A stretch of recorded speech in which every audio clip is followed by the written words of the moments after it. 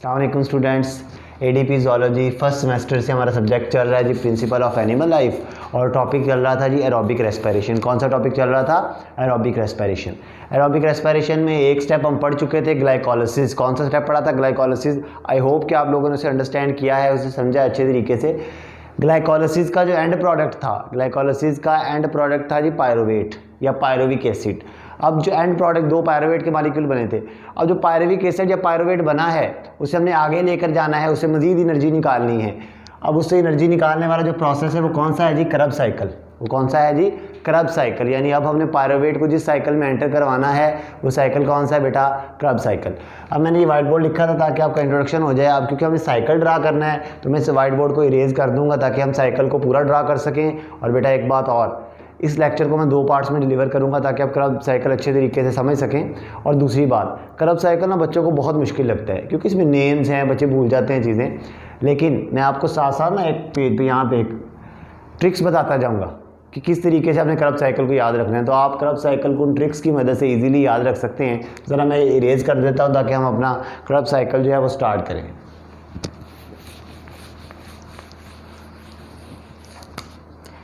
बेटा जी करब साइकिल में हमारे पास सबसे पहले जो ग्लाइकोलिसिस के नतीजे में हमने कंपाउंड बनाया था वो कौन सा था जी? कंपाउंड थोड़ा सा इस साइड पे आ जाता हूँ। वो कंपाउंड कौन सा था हमारे पास? वो कंपाउंड था जी पायरुवेट। वो कंपाउंड था, कौन सा कंपाउंड था? पायरुवेट। कितने कार्बन वाला था कंपाउंड? 3 कार्बन वाला। कंपाउंड कौन सा था जी हमारे पास? पायरुवेट। कितने कार्बन वाला कंपाउंड था? 3 कार्बन वाला। बेटा हम चाह रहे हैं कि हम इस 3 कार्बन वाले कंपाउंड को करब साइकिल के अंदर एंटर करें, लेकिन करब साइकिल बड़ा नखरे वाला है। ठीक है, वो कहता है जी मैं 3 कार्बन वाले कंपाउंड को एक्सेप्ट नहीं करूंगा। ठीक है, वो कहता है मैं 3 कार्बन वाले कंपाउंड को एक्सेप्ट नहीं करूंगा। तो पहले तो हमें इस पायरुवेट को करब साइकिल की शर्तों पर लाना पड़ेगा। करब साइकिल कहता है मेरी 2 शर्तें हैं, एक कि मैं 3 कार्बन वाले कंपाउंड को एक्सेप्ट नहीं करूंगा, सिर्फ 2 कार्बन वाले कंपाउंड को एक्सेप्ट करूंगा। और दूसरी शर्त कि मेरे पास जो भी चीज़ एंटर होना चाहती है ना करब साइकिल में, यानी अगर हम पायरुवेट को करब साइकिल में एंटर करना चाहते हैं तो इसके पास अपना एक कैरियर होना चाहिए। अपना क्या होना चाहिए? एक कैरियर। ठीक है, तो हमें करब साइकिल की दोनों शर्तों को मानना पड़ेगा। वो आपने सुना हो ना, जिसकी लाठी उसकी भैंस। तो अब करब साइकिल में अगर आप कंपाउंड को एंटर करके एनर्जी निकालना चाह रहे हैं तो आपको उसकी बातें माननी पड़ेगी। उसकी पहली बात क्या थी? वो कहता था कि मैं हमेशा कहता है मैं 2 कार्बन वाले कंपाउंड को एंट्री दूंगा। तो इसे 2 कार्बन वाला करने के लिए हम इसमें से एक कार्बन डाइऑक्साइड क्या कर देते हैं जी? रिमूव कर देते हैं। ठीक है, क्योंकि वो कहता है ना मैं 3 कार्बन वाले कंपाउंड को एक्सेप्ट नहीं करूंगा, तो आप एक कार्बन डाइऑक्साइड रिमूव कर दो। और दूसरी शर्त उसकी क्या थी? उसकी दूसरी शर्त थी कि भाई कोई कैरियर भेजो, साथ कोई गाड़ी भेजो। तो वो गाड़ी कौन सी है जी?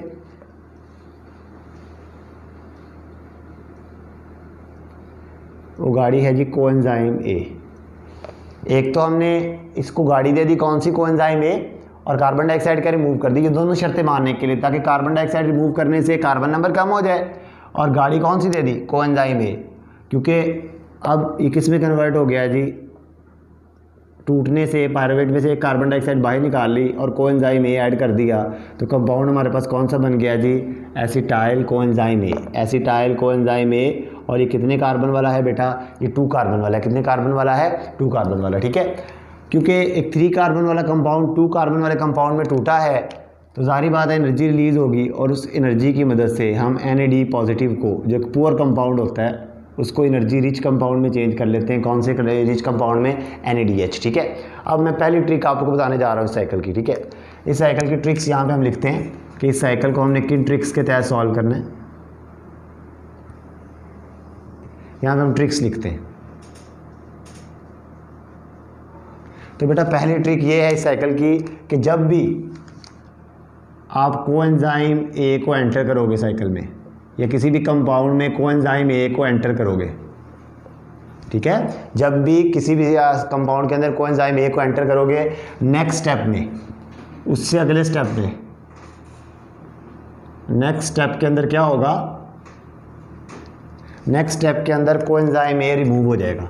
यानी जिस स्टेप में इसे ऐड करोगे ना, जिस कंपाउंड में ऐड करोगे, उसके अगले ही रिएक्शन में कोएंजाइम ए को बाहर फेंक दिया जाएगा। और जब कोएंजाइम ए को रिलीज़ कर दिया जाएगा तो आपको ऐड करना पड़ेगा। किसको ऐड करना पड़ेगा? किसको ऐड करना पड़ेगा बेटा? वाटर को। तो पहली शर्त ये है कि जब भी आप कोएंजाइम ए को ऐड करेंगे अगले ही स्टेप में कोएंजाइम ए क्या हो जाएगा? रिमूव हो जाएगा।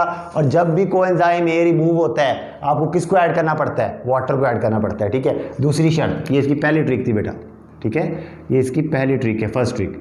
सेकेंड ट्रिक, जब भी साइकिल में कार्बन डाइऑक्साइड रिमूव होगी, जब भी साइकिल में कार्बन डाइऑक्साइड रिमूव होगी 1 कार्बन नंबर लेस हो जाएगा। 1 कार्बन नंबर क्या हो जाएगा जी? लेस। तो 2 ट्रिक्स हमने बना ली हैं, आगे आगे साथ साथ बनाते जाएंगे। इस बात को ज़रा दोबारा सुन लें बेटा। हमने कहा था हम पायरुवेट को क्रब साइकिल में एंटर करना चाहते हैं, लेकिन क्रब साइकिल कहता था 2 शर्तों पे। कौन सी 2 शर्तें? पहली शर्त कि कंपाउंड 3 कार्बन वाला नहीं होना चाहिए, तो हमने एक कार्बन डाइऑक्साइड रिमूव करवा दी, कंपाउंड कितने कार्बन वाला हो गया? 2 कार्बन वाला। दूसरा कहता था उस कंपाउंड के पास अपना कैरियर, अपना ट्रांसपोर्टर होना चाहिए, तो हमने कौन सा ऐड करवा दिया? Coenzyme A. क्योंकि एक 3 कार्बन वाला कंपाउंड 2 कार्बन वाले कंपाउंड में टूटा है तो क्या रिलीज होगी? एनर्जी। एनर्जी से एनएडी पॉजिटिव को किस में कन्वर्ट कर लिया? एनएडीएच के अंदर। ठीक है, तो हमारे पास कंपाउंड क्या आ गया? एसिटाइल कोएंजाइम ए।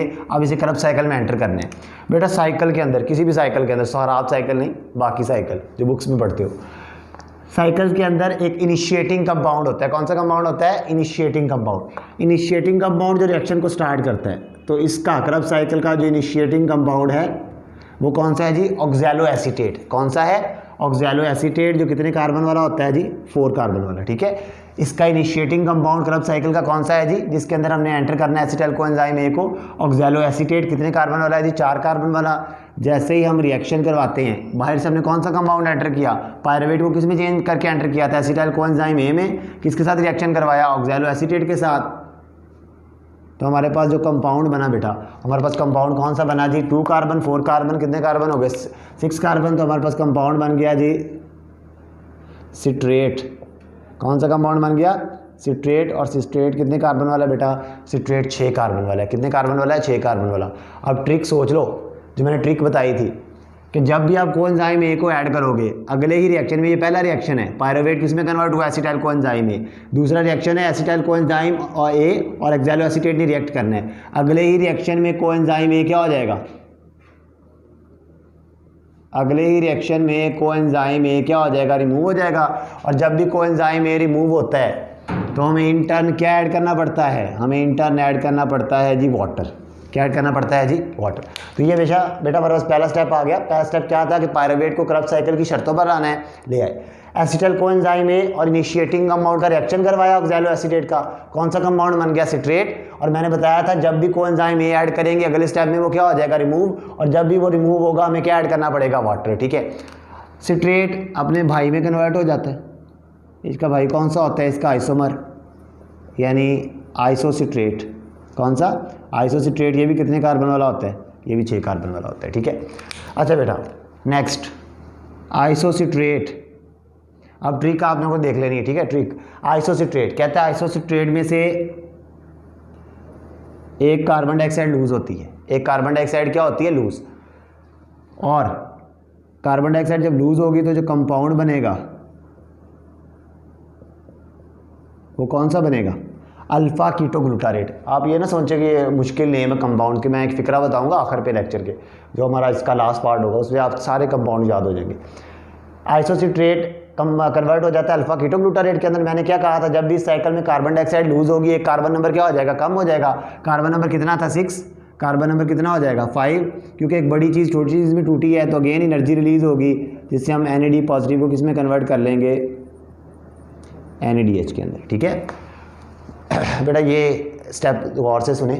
अल्फ़ा, अगली ट्रिक आ गई है वर्ड अल्फ़ा से। अल्फ़ा, ठीक है। अल्फ़ा का वर्ड हम दूसरे वर्ड में क्या ले सकते हैं? ऑप्शंस होते हैं ना, अल्फ़ा, बीटा, चार्ली, डेल्टा। तो अल्फ़ा कहते हैं पहले ऑप्शन को, फर्स्ट ऑप्शन को। आपने ये याद रखना है, जहाँ पर अल्फ़ा कीटोग्लूटारेट आ गया ना, यानी अल्फ़ा का वर्ड आ गया। अल्फ़ा का मतलब मैंने क्या बताया एमसीक्यूज़ में? अल्फ़ा ऑप्शन कौन सा होता है? फर्स्ट वाला। तो जहाँ पर अल्फ़ा का वर्ड आ गया आपने सारी कंडीशन कौन सी लगा देनी है? पहले स्टेप वाली लगा देनी है। पहले स्टेप वाली कंडीशन क्या थी? पहले स्टेप वाली कंडीशन थी, हम क्या ऐड कर रहे थे? हम ऐड कर रहे थे बेटा कोएंजाइम ए। ठीक है, हम क्या रिमूव कर रहे थे? हम रिमूव कर रहे थे कार्बन डाइऑक्साइड, और हम एनएडी पॉजिटिव को किस में कन्वर्ट कर रहे थे? NADH के अंदर। तो जो कंपाउंड बनता है बेटा वो बनता है जी succinyl coenzyme A. Carbon dioxide remove हुई है तो कितने कार्बन वाला हो जाएगा, 4 कार्बन वाला। बेटा इस लेक्चर को यहाँ तक हमने स्टडी करना था इस पार्ट में। नेक्स्ट पार्ट इसका अगले लेक्चर में स्टडी करेंगे। मैं एक दफ़ा थोड़ा सा आपको बता देता हूँ। हमारे पास पायरुवेट था, करब साइकिल में एंटर करवाना चाहते थे, लेकिन वो करब साइकिल कहता है जी 2 शर्तों पे एंटर करना है। 2 शर्तें कौन सी हैं, कंपाउंड को 3 कार्बन से 2 कार्बन वाला करो और एक कैरियर ऐड करो। हमने कार्बन डाइऑक्साइड रिमूव करवा दी और कैरियर कोएंजाइम ए ऐड कर दिया। कंपाउंड 3 कार्बन वाले से कन्वर्ट हो गया 2 कार्बन वाले एसिटाइल कोएंजाइम ए के अंदर। क्योंकि बड़ी चीज़ छोटी चीज़ में टूटी है तो एनर्जी रिलीज होगी। NAD पॉजिटिव को किसमें कन्वर्ट कर लिया, NADH के अंदर।